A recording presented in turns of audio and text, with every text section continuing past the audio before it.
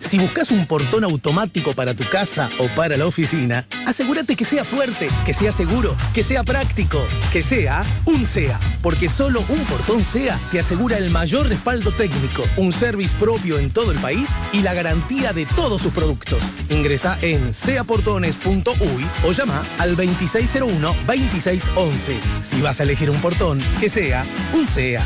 Marcelo, querido, buen día, bienvenido. Muy buenos días, Alejandro, ¿cómo estás tú? Bien, bien. Bueno, ya que estábamos en este tema, a propósito del comentario de un oyente y a propósito de que, viste que día a día, a veces incluso hasta hora a hora, estamos como ajustando cosas o similar, te pregunto, ¿ya has resuelto vos y los tuyos han resuelto cómo, dónde y con quiénes pasan las fiestas? En mi casa, con mi núcleo familiar, Alejandra, Luisina, Pablo, en un caso, y en otro caso seguramente también esté Paula y Andrés, mis otros hijos, en un hogar constituido amplio al estilo del siglo XXI. Claro. Los tuyos, los míos y los nuestros. Pero a ver si entiendo, ¿pasan los que viven todo el año en la misma casa? Sí. Y se le suman los hijos de ella o de él, por decirlo así. Exactamente. Ahí está. Y la suma total de personas... Déjame sentirme Radi un ratito. Dale. El máximo 6 serían. ¿Cómo? El máximo serían 6. Ah, bueno, pero estás súper bajo las recomendaciones que está haciendo el Gache en ese sentido. Porque me parece que está bueno eso, hay que, digamos, yo creo que todos tenemos que hacer un esfuerzo, además de la natural exigencia a las autoridades, pero todos tenemos que hacer un esfuerzo de poner el hombro. Claro. Así lo ha intentado hacer en el acierto o en el error, a veces bien, a veces más o menos, el movimiento obrero. Todas las cosas que nosotros organizamos, que este año, inclusive durante esto que es tan nuevo, tan radicalmente nuevo que es una pandemia, hemos tratado de organizarlo con todos los cuidados sanitarios, por lo menos las que organizó el PCNT. No me animo a hablar de la situación de todas las acciones desarrolladas a nivel de las filiales, pero ahí no tiene competencia el PCNT, sino en las cosas que hacemos en conjunto. Yo recuerdo la movilización del 4 de junio, que se marcaron puntos para que la gente estuviera a 1,5 metros de distancia, que era el criterio que había en ese momento, al aire libre, y eso se cumplió muy bien. Cuando hay reunión, digamos, de la mesa representativa, del secretariado, que no es por Zoom, efectivamente tenemos el cuidado de que haya alcohol en gel, que la gente esté, ya están preubicadas las sillas para que la gente esté a 2 metros inclusive de distancia. Hacemos las reuniones inclusive no en el local del PCNT, las grandes me refiero, sino al aire libre para llegar a ese encuentro. Venimos ahora de un congreso de algo importantísimo, que es la constitución de una coordinadora de sindicatos industriales, de la industria particularmente manufacturera. Y te comento, Alejandro, participaron 300 personas, pero presenciales habían 30, todos los demás se engancharon por Zoom. Es decir, tratamos de... En la medida de lo posible, nunca es fácil. Pero para, ¿sabés? Me interesa mucho, la gente ya sabe, porque además ya lo anuncié, y vos también, porque así fuiste convocado. Vamos a hablar de la Comisión Pro Referéndum, que procura derogar unos cuantos artículos de la LUC. Pero me parece interesante que hagamos un puertito en estos temas. Vos, que vivís en el mismo país que yo, y por ende que vivimos los dos en el mismo planeta, habrás advertido que hay como un discurso, muchas veces implícito y muchas veces explícito, de querer dar a entender que, llamémoslo así, el pensamiento de izquierda en general y sus organizaciones en general, y ahí yo advierto que hay como una especie de mirada de poner en el mismo lugar al Frente Amplio, a la Academia de la Universidad de la República, obviamente al PIT-CNT y sus distintos sindicatos. Yo veo que hay como una especie de discurso que podría resumirse en algo así como: a estos no les importa nada la pandemia, estos incluso estarían dispuestos a enfermarse de COVID sin importarles su propia salud, pero lo que es peor, la de sus hijos y la de sus abuelitos, porque estos lo que quieren es que en la medida que tengamos cada vez más malas noticias acerca de la emergencia sanitaria, eso podrá resumirse a peor noticia del gobierno nacional y por lo tanto fortaleza de la opción opositora. Lo resumí un poco a los ponchazos, ¿no es cierto? Ante eso, ustedes en general y vos, secretario general del PIT-CNT, ¿qué dicen? ¿Qué reaccionan? Porque esto que estoy diciendo lo escuchás un día sí y otro también, ¿no? Sí, es una buena síntesis la que vos hiciste. Yo creo que es una caricatura muy equivocada, ¿no? Porque yo me pregunto, los primeros aplausos a los trabajadores de la salud, ¿a quién eran? Hay que ver la responsabilidad con que se ha manejado la Federación de Funcionarios de Salud Pública, la Federación Uruguaya de la Salud, en medio de una negociación sumamente compleja, porque en definitiva se puso en cuestión un convenio colectivo de 2 años en el cual en el primer año regían los criterios del puente que estableció el Poder Ejecutivo, pero en el segundo año había que empezar a recuperar salario, una negociación muy compleja, y los compañeros que tenían prevista una movilización inclusive la suspendieron, y no la suspendieron porque no fuera necesaria, sino por responsabilidad sanitaria de la vanguardia, digamos, del enfrentamiento a este virus, que yo sepa no tiene ideología, no ha leído el Capital, no es marxista, digamos, ¿no? Entonces, pensar que el movimiento obrero o aquellos sectores progresistas, de izquierda, o inclusive revolucionarios, se pudieran sentir beneficiados con que nuestro pueblo pase mal, es no conocer la historia del movimiento sindical y popular en Uruguay, ¿no? La famosa frase que muchas veces no es cuanto peor mejor. Eso justamente, yo la estoy escuchando mucho últimamente, como si fuera además una especie de sello de identidad de la izquierda en nuestro país. Cuanto peor, peor. Ahora han surgido malas noticias desde el punto de vista del empleo. Marce, pará. Está bien, pero pará.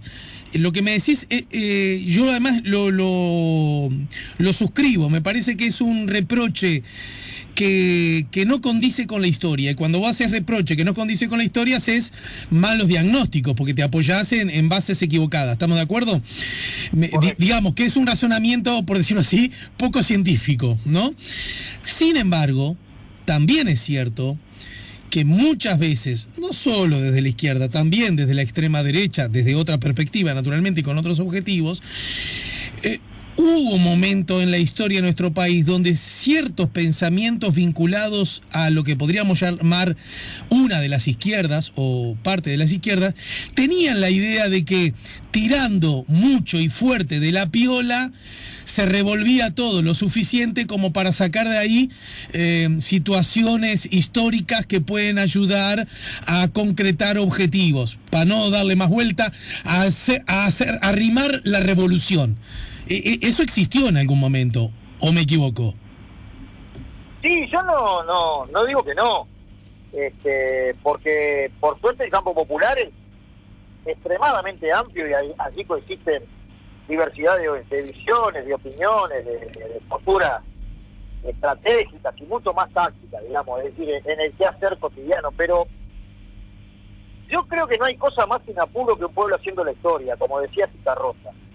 Y si tú realmente militás por la pública felicidad, no podés complacerte de que la gente esté mal.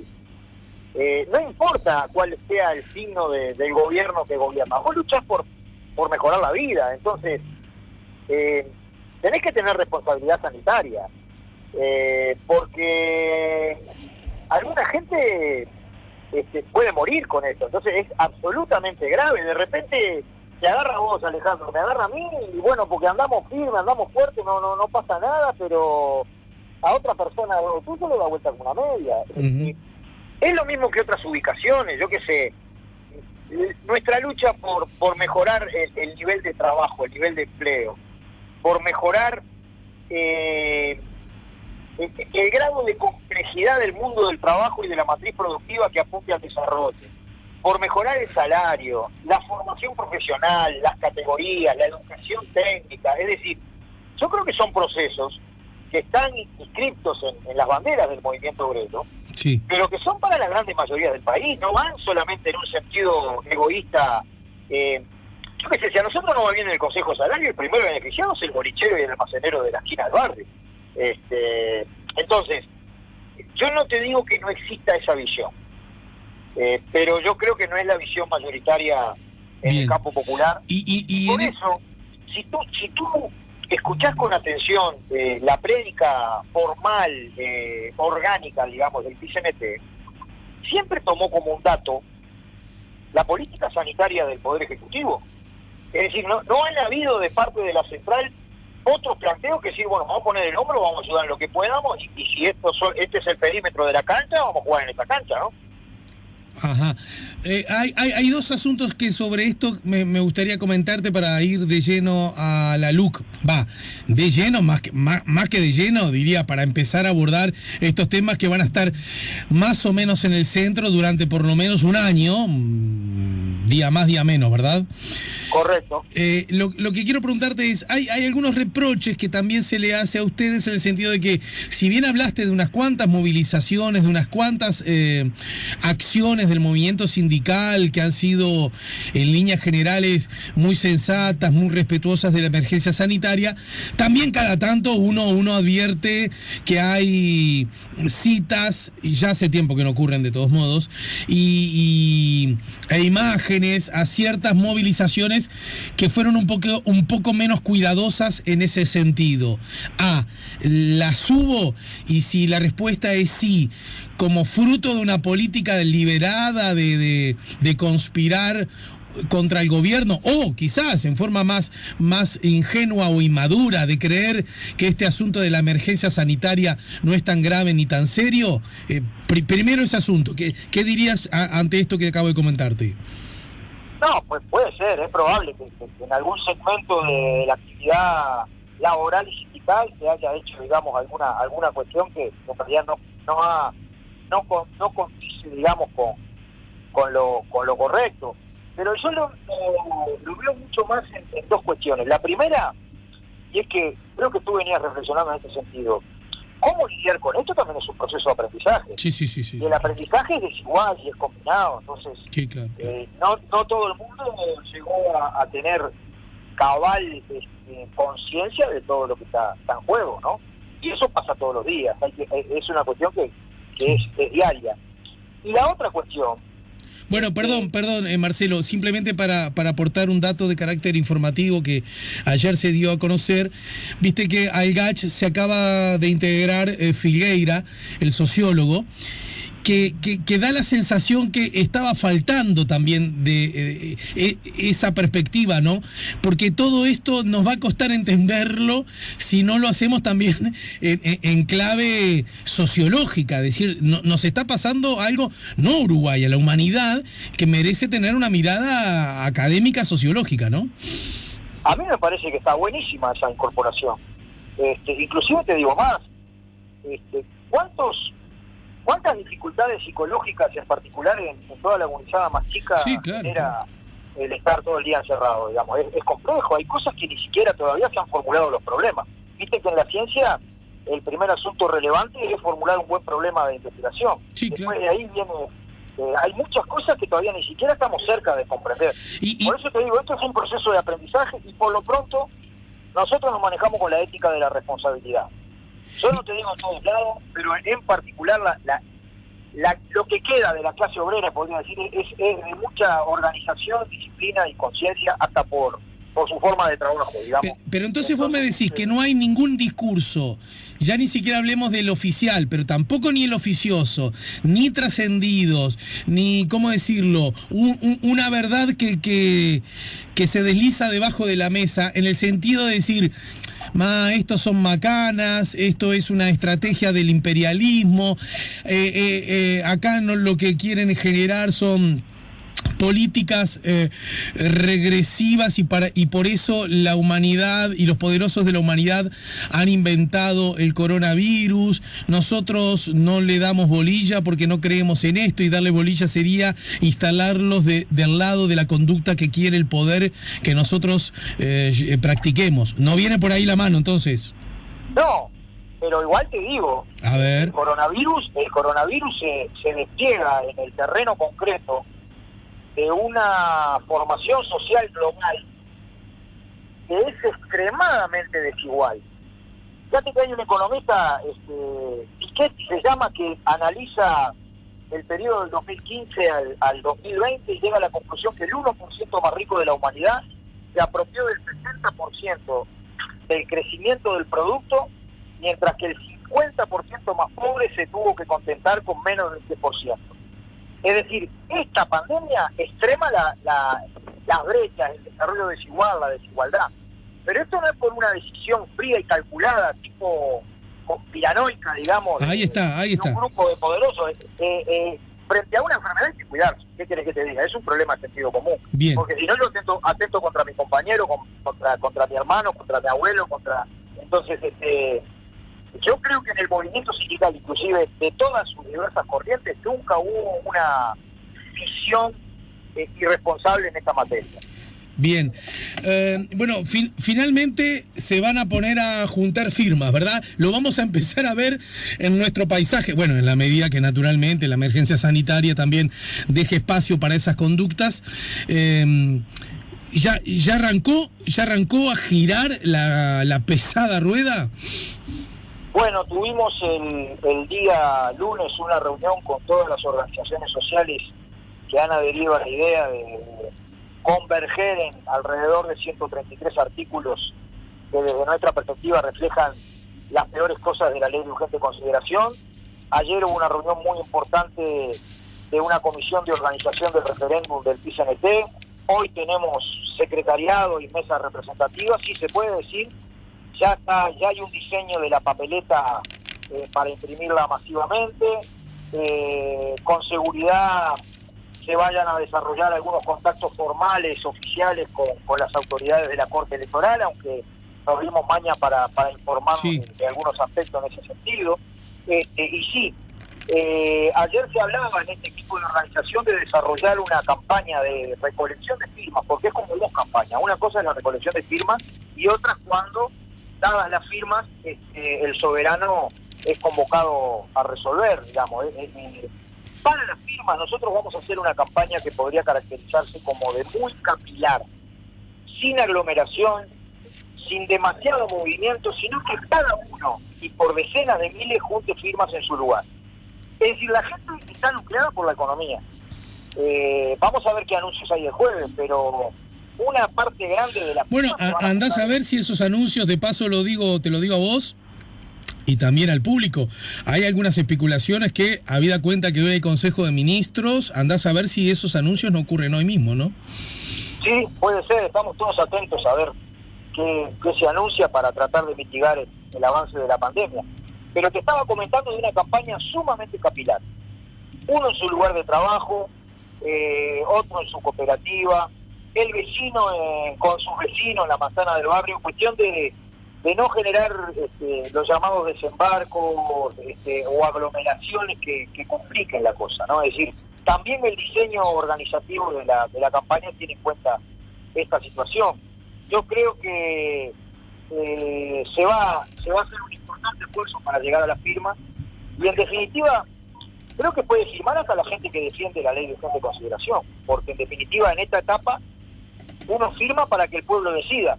El que toma la decisión es el soberano en una elección que, entregada a la firma, fijará fecha, capaz que sobre fin del año que viene, la propia Corte Electoral.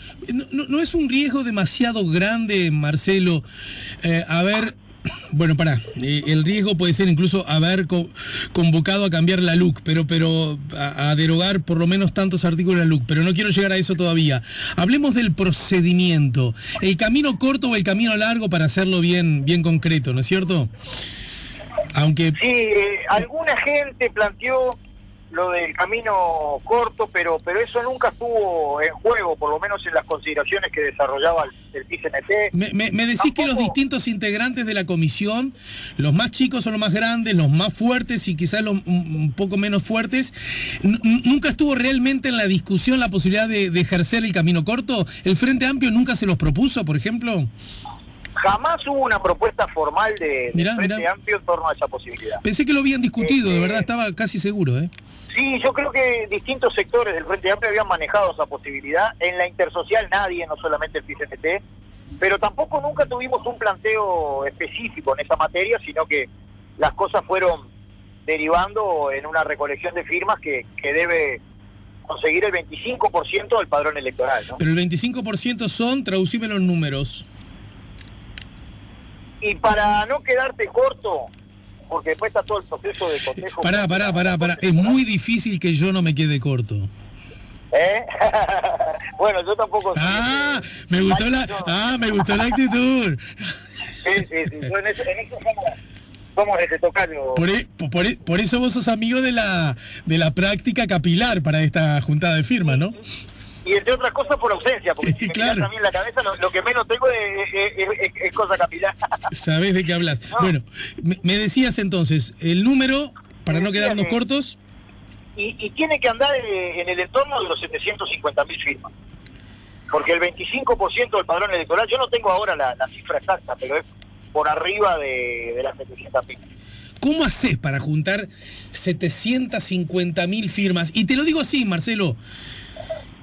Porque una cosa es juntar 750.000 firmas para decir no a la impunidad, verdad y justicia, la república no se puede apoyar en bases tan frágiles como dejar sin comparecer ante los estrados judiciales a quienes perpetraron en nombre del Estado los más increíbles y atroces crímenes. Exactamente. Ese uno. Pero mira que te la digo al revés también.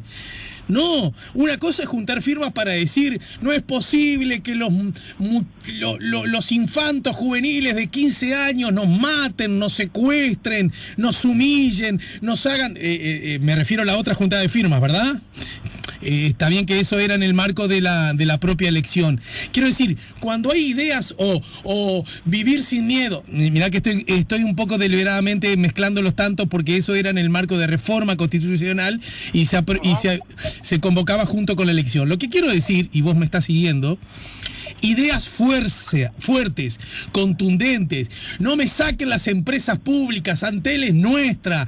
Ahí está la soberanía de la patria y de la nación. Clan, clum, clum, clum, clum, clum, clum, clum. Valle Ordóñez y el escudo de los pobres, el Estado como escudo de los débiles.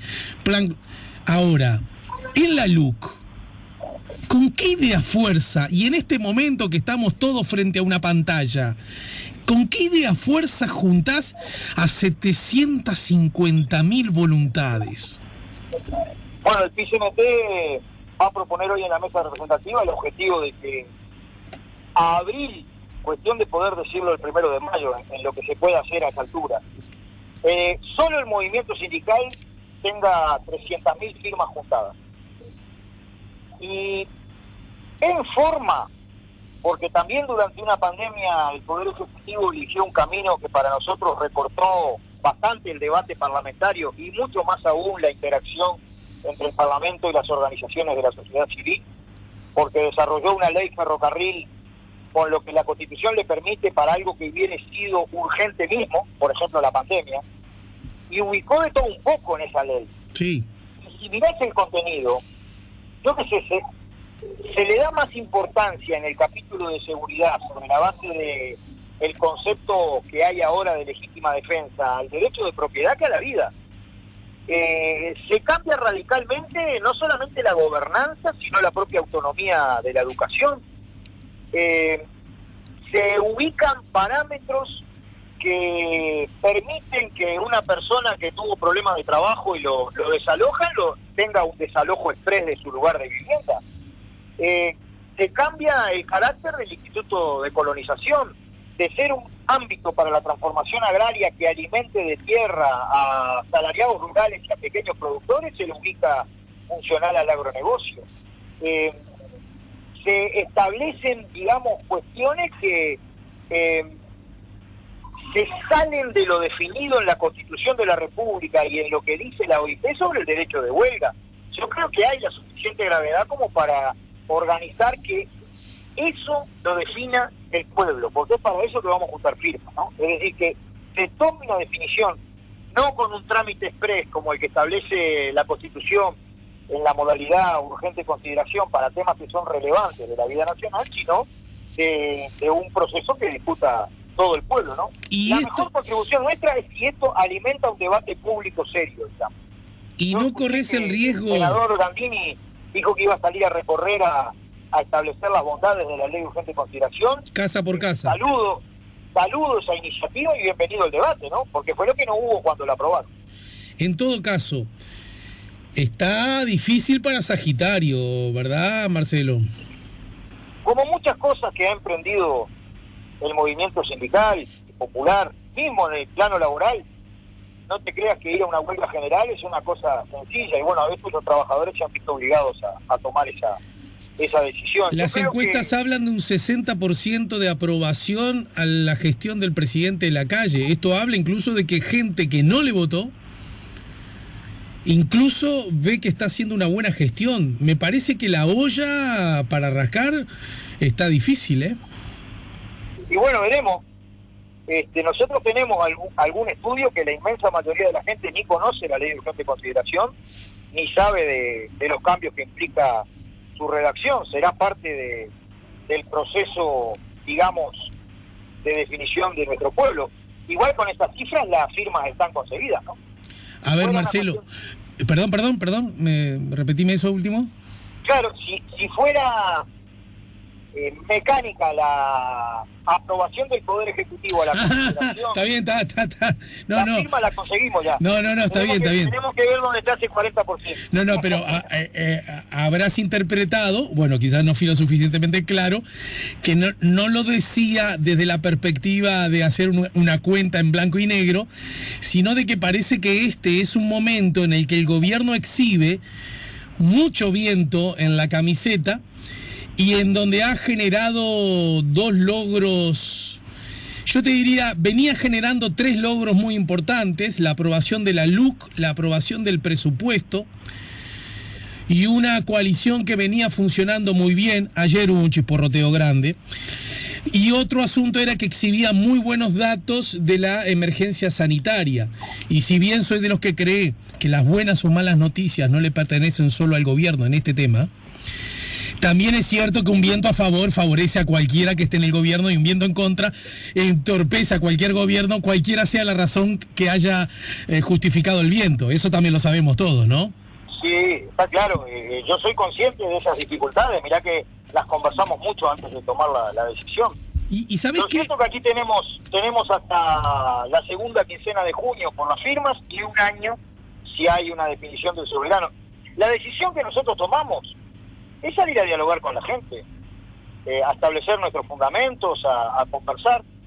Y bueno, yo creo que sí que va a ser una lucha victoriosa y una contribución más a la democracia de este país, porque una cosa que finalmente se resolvió entre gallos y medianoches, la va a decidir el pueblo.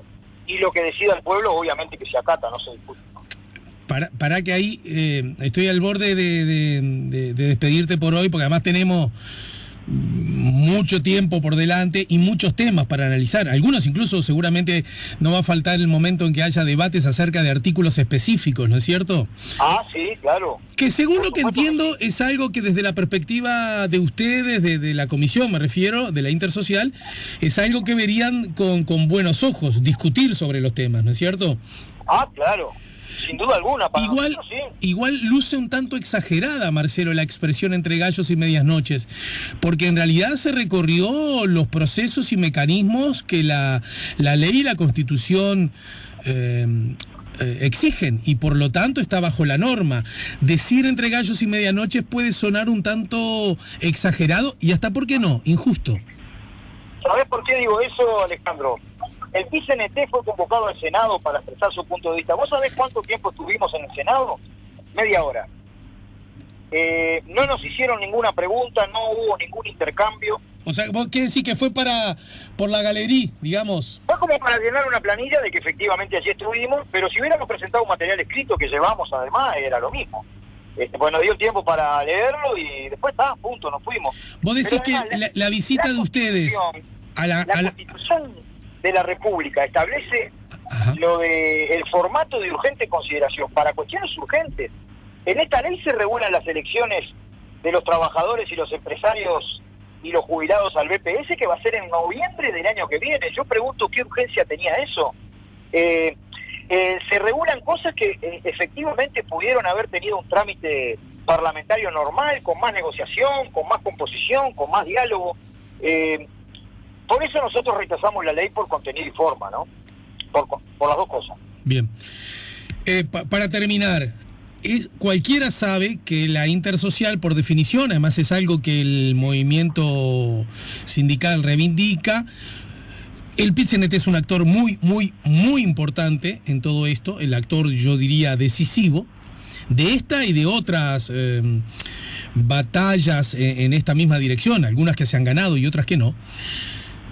Lo cierto es que hay otro actor muy importante que es, desde la perspectiva política, el Frente Amplio. Hacer un movimiento de una jugada de esta, sin el Frente Amplio, es casi imposible, del mismo modo que yo puedo entender cierta mirada de que haya una jugada de esta iniciada por el PIT-CNT y que el Frente Amplio no la acompañe, también es poco probable para la fuerza política.